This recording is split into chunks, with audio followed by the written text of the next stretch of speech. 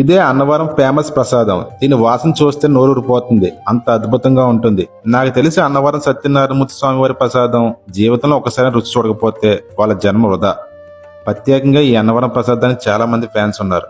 నాకు తెలిసి అన్నవరం ప్రసాదం, తిరుపతి లడ్డు ఈ రెండింటిని రుచిని మించిన ప్రసాదం మరొకటి ఉండదేమో. ఎర్ర గోధుమ రవ్వ, పంచదార, బెల్లం, ఆవు నెయ్యి, యాలకుల పొడితో తయారు చేసి ఈ ప్రసాదాన్ని ఇస్తరాకులతో పొట్లం కట్టగానే దీని రుచి మరింత పెరిగిపోతుంది. 150 గ్రాముల రవ్వ ప్రసాదం కేవలం 20 రూపాయలు మాత్రమే. ఈ రవ్వ ప్రసాదమే భోగం ప్రసాదం అంటారు. ఇది సుమారు 3 రోజుల వరకు నిల్వ ఉంటుంది. అదే ప్రసాదాన్ని మరింత గట్టిగా తయారు చేసి సుమారు 10 రోజుల వరకు నిల్వ ఉండేలా దూర ప్రాంతాలకు తీసుకెళ్లడానికి తయారు చేసేదే బంగీ ప్రసాదం. నేను ఇంట్లో చాలాసార్లు ఈ ప్రసాదం తయారు చేయడానికి ట్రై చేశాను, కానీ ఎప్పుడూ అన్నవరం ప్రసాదానికి వచ్చిన రుచి రాలేదు.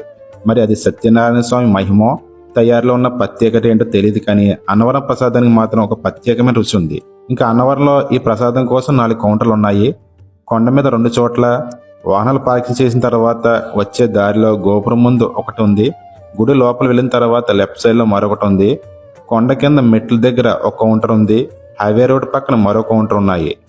అన్నవరం గురించి ఇలాంటి ఆసక్తికరమైన విషయాలు ఎప్పటికప్పుడు అప్డేట్స్ కావాలంటే మన ఛానల్ సబ్స్క్రైబ్ చేసుకోండి. పక్కనే ఉన్న బెల్ ఐకాన్ కూడా క్లిక్ చేయండి. జై సత్యదేవ.